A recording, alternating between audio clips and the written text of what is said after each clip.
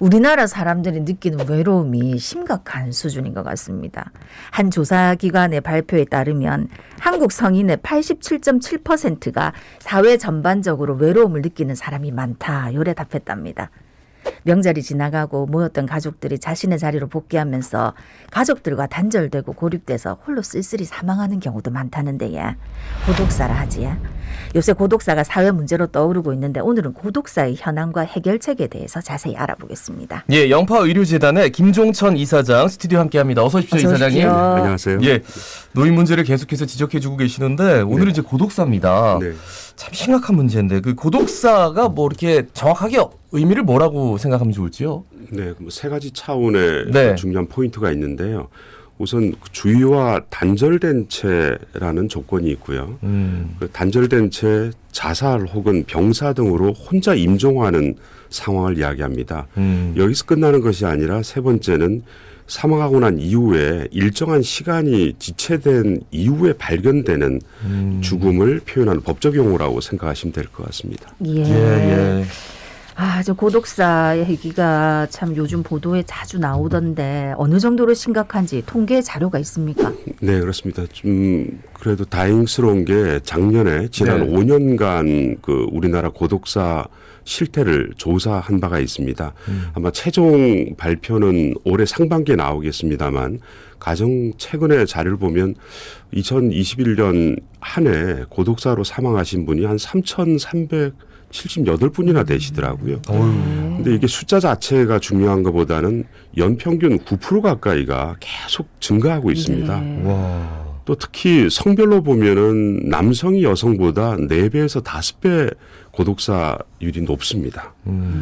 또 과거에 제가 한 4년 전에 고독사에 관한 연구를 할 기회가 있었는데 그때는 고독사하면 고령층에 해당되는 상황이었거든요. 근데 이번 조사 결과를 보면 5, 60대가 50% 이상을 차지할 만큼 이 전 연령층에 이제 확대되고 있다라는 상황인 것 같습니다. 일단 뭐 하나씩 짚어보겠습니다. 통계 자료를. 네. 남성이 여성보다 높습니다. 왜 그럴까요?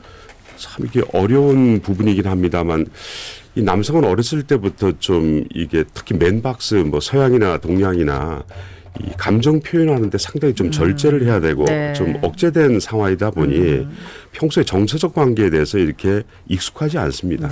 그에 비해서 여성들은 어떤 그 정서적인 관계를 중요시 여기다 보니 이 관계도 상당히 유지를 잘하고 있고요. 그래서 남성 여성한테 물어봤을 때 의지할 사람이 있느냐 물어보면 여성들은 한 80% 이상 있다고 하는데 남성들은 한 50%밖에 되지 않고요. 또 최근에 금융기관에 조사한 결과를 보면 1인 남성 가구의 가장 큰 어려움이 뭐냐? 남성 1위를 외로움으로 들었습니다. 그래서 흔히 이제 재혼하시는 남성 여성 보면 남자분들은 외로움 때문에 재혼한다고 그러고 여성들은 경제력 때문에 재혼한다 이런 말이 있을 정도입니다. 아니 그러니까 이제 직장 잃고 사회관계가 단절되는 이제 5, 60대 때 그러니까 직장에 있으면 남자분들은 그래도 직장 동료라도 있는데 맞습니다. 직장을 딱 그만두고 나면은 여자들은 뭐 항상 친구들끼리 모여가지고 얘기도 하고 뭐 하루 종일 있었던 일도 하고 하는데 남자들은 그런 게 참 없다 그지? 네. 한번 뭐 그 시기 자체가 이게 5, 60대가 저는 과반수 이상을 차지하는 게 이 시점과 그 연령대가 딱 맞았다라고 생각하는 게 지난 제가 이 방송에 나왔을 때 그 평균 퇴직 연령이 49.3세라고 말씀드렸습니다. 그러니까 50대쯤 되면 남성들이 이런 집단 생활하는 데서 이제 벗어나게 되는 조기 퇴직이라는 것과 그다음에 이 연령 자체도 그렇습니다만 이 소득이 단절되다 보니 이 가부장적인 어떤 가장의 역할을 한순간 잃어버립니다. 그럼 이 정서적 관계나 관계에 훨씬 더 상실감을 갖고 고립되는 상황에 처할 것 같습니다. 저는 진짜 이게 말씀을 들으면 정말 남 얘기가 해당되시는. 왜냐하면 이제 점점점 그 퇴직하는 연령도 명퇴도 너무 많고 맞습니다. 그러다 보니까 정말 대한민국 모든 남성의 문제다. 그러니까 이제 5, 60대 지금의 5, 60대 해당이 되겠지만은 이제 돈 벌고 회사 생활한다고 가족들하고도 소통도 안 하는 경우도 많고 막상 또 직장 그만두고 나면 어색하고 서로 관계가. 그러니까 뭔가 이렇게 다가가고 싶은데 다 크고 그렇지. 네. 이전에 나한테 뭐 우리 같이 뭐 이렇게 뭐 교감도 한 것도 없었는데 없고. 아빠 뭐 갑자기 왜 이래? 막 이렇게 얘기하면 집에서 다 듣고 있을 텐데. 그 20, 30, 40대 이르는 중년층 요저 고독사도 확대되고 있다던데 이게 어떤 사실 의미입니까? 뭐 한참 일할 젊은 네네. 친구들이 그 고독서란다는 게 좀 이해가 안 가고 있습니다만 통계에 의하면 20대, 30대가 한 6% 넘게 고독사를 차지하고 있고요. 예. 40대에도 한 15%를 차지하고 있으니 20대부터 40대까지 고독사 비율이 한 22% 정도 차지하는 거 보면 이게 단순하게 방치될 문제가 아닌가라고 생각됩니다. 그러면 네네. 이제 20, 30대 젊은 청년들이 진짜 왕성하게 사회 참여도 하고 지원 활동도 해야 되는데 고독사가 발생하는 원인 어디에 있다고 보십니까? 또 충격적인 그 조사 결과가 작년인가요? 그 서울시에서 서울시만을 대상으로 한 조사이긴 하지만 이제 전국에 확대한 추정 결과가 나온 적이 있었는데 네. 전국의 20, 30대 청년의 한 60만 명 정도가 이 고립 단절된 생활을 하고 있는데요. 집에서만 쭉 네. 생활하는 청년들이 한 34만 명 정도 된다고 그러고요. 그뿐만 아니라 5년 이상 집에서 다른 사람과 관계없이 집에만 머무는 청년들이 한 18만 명 된다고 그럽니다. 이게 이 숫자만 본다면 앞으로 청년의 고독사 문제는 심각하게 되는데 이 청년들이 왜 이런가를 이유를 물어봤더니 이 취업에 어려움을 겪게 되고 그러다 보니 어떤 자신감도 상실되고 또 그러다 보니까 사회에 대한 부적응, 또 스트레스 이것에 의해서 이분들이 이 20, 30대가 그 선택하는 고독사는 50%가 넘게 자살이거든요. 네, 그래서 이런 상황에 처하는 것 같습니다. 아이고 참 말씀을 들으면 들을수록 뭔가 이렇게 좀 뾰족한 해결책이라는 게 참 안 보여가지고 그 연령에 관계없이 고독사는 좀 공통점이 있는 것 같아요. 외롭다, 뭐 고립됐다, 뭐 이런. 맞습니다. 뭐 이렇게 뭐 별로 어울리고 싶지 않아도 여러 사람이 같이 있으면 그걸 좀 덜 할 텐데 네. 지금 우리나라의 그 전체 가구 수에서 1인 가구가 차지하는 비중이 30%가 넘습니다. 예, 예. 그러니까 700만 가구 이상이 1인 가구거든요. 2인 가구까지 따져보면은 3가구 중에 2가구가 1인 가구 해당되니 결국은 구조적으로 사람들을 만나고 관계할 이 구조 자체가 상당히 단절됐다고 볼 수 있을 것 같습니다. 그래서 1인 가구 증가가 이 고독사와 밀접한 관계가 있고 이건 우리나라만의 문제가 아니라 전 세계적인 어떤 문제 상황이라고 볼 수 있을 것 같습니다. 예. 1인 가구가 증가하면서 또 고독사가 급증한다. 이제 고독사는 사실 이제 아까 앞서서 얘기했지만 어떤 특정한 연령층이 아니고 이제 전 연령층에서 발생되는 문제다. 하지만 그래도 연령층에 따라서 상황은 조금 다르지요? 네, 좀 많이 다르다 할 수 있는데 이제 한번 세 종류로 분류할 수 있을 거예요. 고령층의 기존에 우리가 고독사를 봤을 때는 이분들이 이제 노령화로 인해서 발생되는 만성 질환, 또 그 연령대 되면 사별, 배우자의 어떤 사망. 네네네. 여기서 결국은 두 가지에서 가장 심각한 문제를 겪게 되고 여기 아프고? 덧붙이고서 이제 경제적인 어려움 때문에 질병으로 돌아가시는 경우가 많거든요. 네네. 이분들이 어떤 극단적인 자살을 선택하는 경우 비중이 훨씬 낮습니다.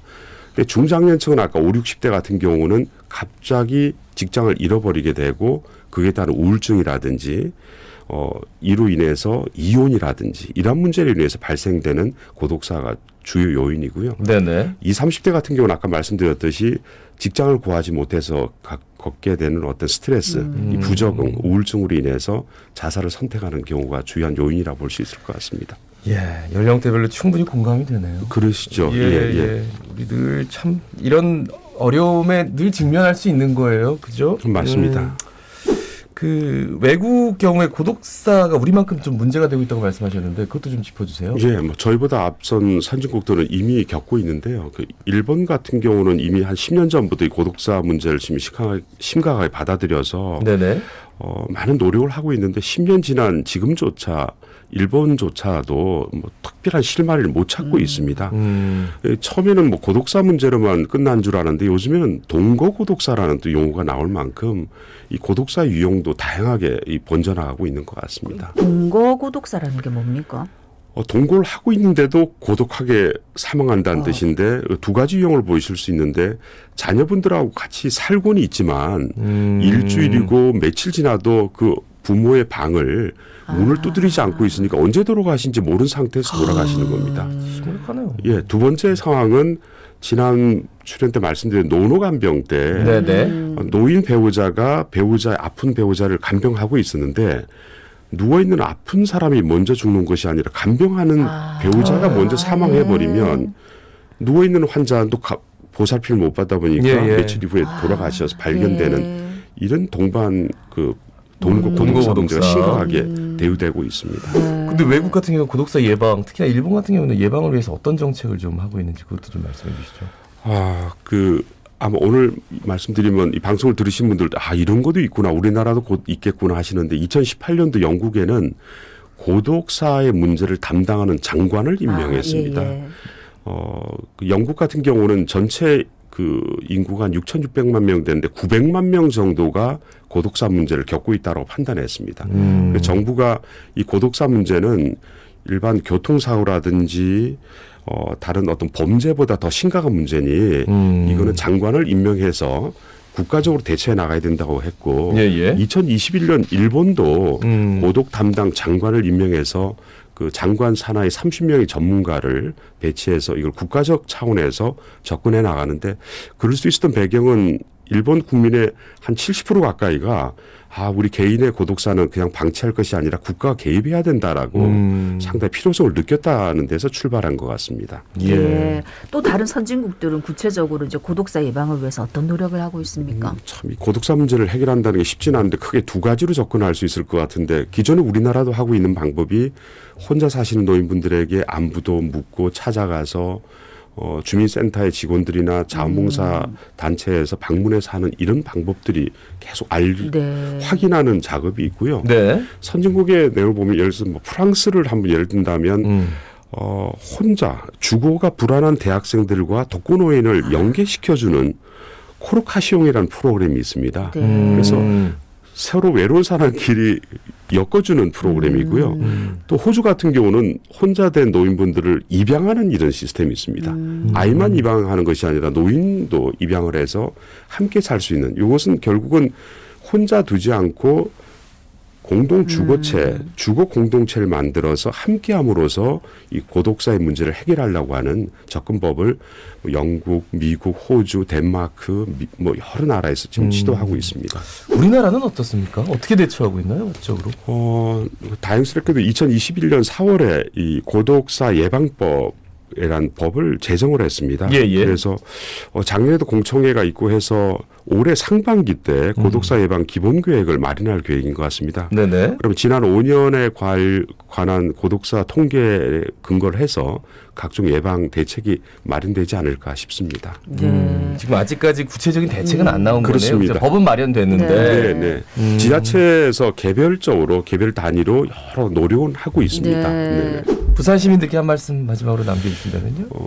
처음에 말씀드렸어야 될 부분 중에 한 가지가 부산이 전국에서 인구 대비 고독사가 가장 많이 발생하는 곳입니다.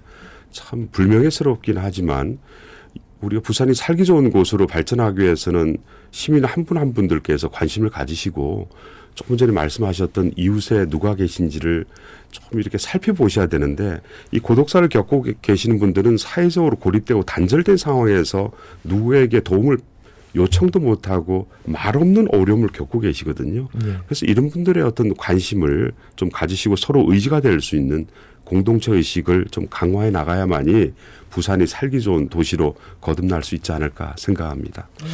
우리나라 사람들이 다른 사람들 너무 관심 많이 갖는다고 하던데 오지랖이라고 요즘은 좀 그게 좀 안 좋은 거다라고 얘기하는데 요런 건 좀 오지랖 좀 맞습니다. 정작 관심 가져야 될 것은 안 가지고 있습니다. 네. 압류. 말씀 잘 들었습니다. 고맙습니다. 네, 감사합니다. 영파의료재단 김종천 이사장이었습니다.